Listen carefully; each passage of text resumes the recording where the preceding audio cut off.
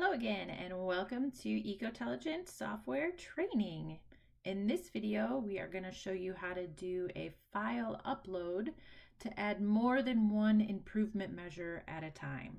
If you have not yet, I highly recommend you watch the previous video, video number 4, about the product management and improvement measures and adding those one at a time using the button in the upper right here, the Add button.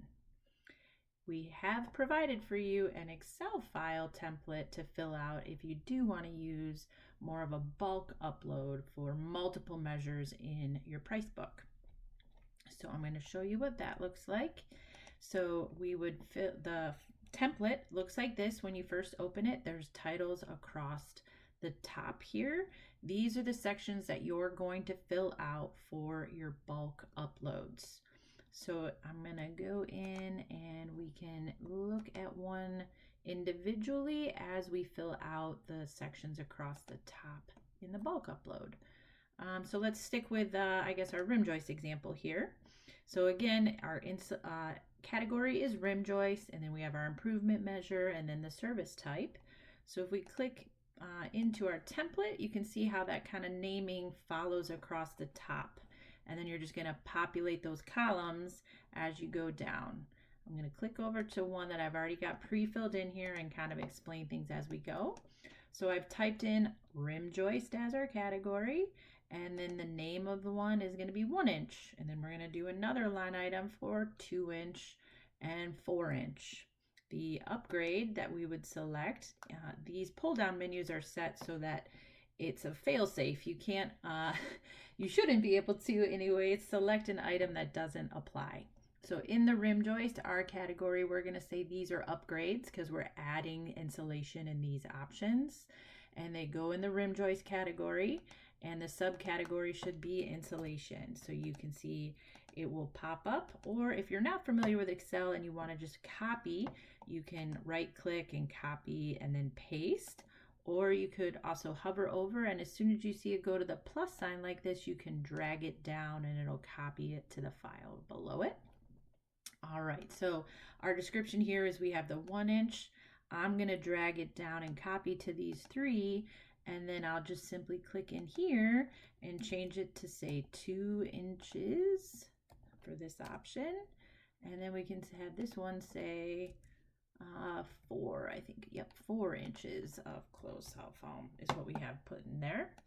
I don't want to enter anything for a fixed cost or a minimum cost for these improvements, but I do want a unit cost. So I don't know, we'll say this one's $1, this one's $2, and this one's $4. And then our unit of measurement, I already typed in square footage.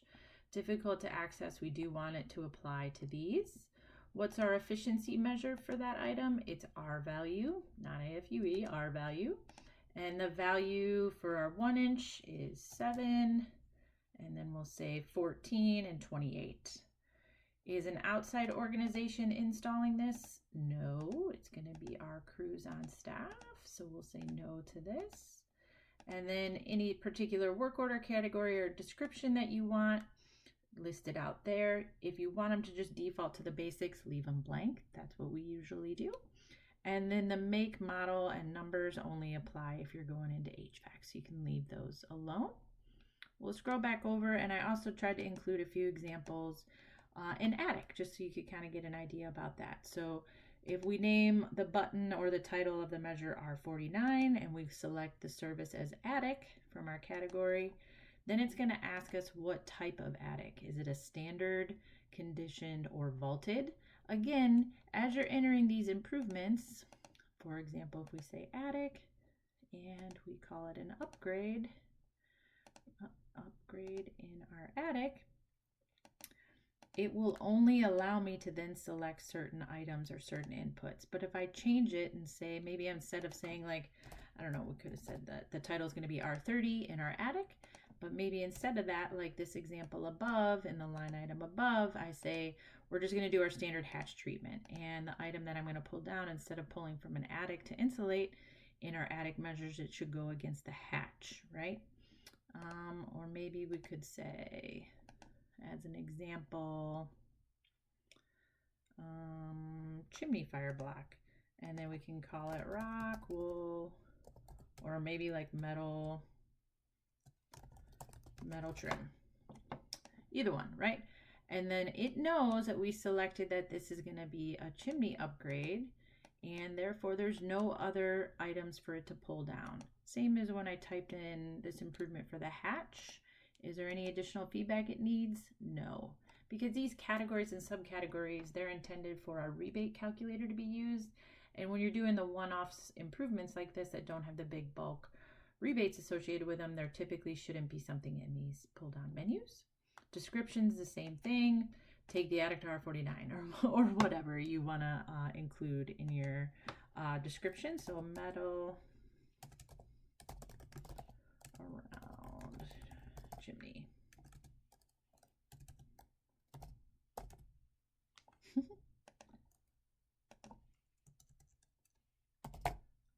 There you go, metal around chimney. And for this one, do we want to say it's a fixed cost? So when that button's selected, it should add a value? Or do we want to keep with our unit cost? And this one, I don't know, I'll say it's a unit cost. Just like our hatch treatment, we charge $800 per hatch. We're going to call this one per chimney. There we go. Difficult to access, does that need to apply? No. No. We'll say no for our attic measure too, because that's what I think that line was. Yep, so we were in our attic line, right? Let's go back to this and finish. So take to R49. I don't know, let's just add some numbers in here per square foot. Difficult to access, does that apply? No, but this one we did say was an R value, right? So we would add that in, and our efficiency should then be 49.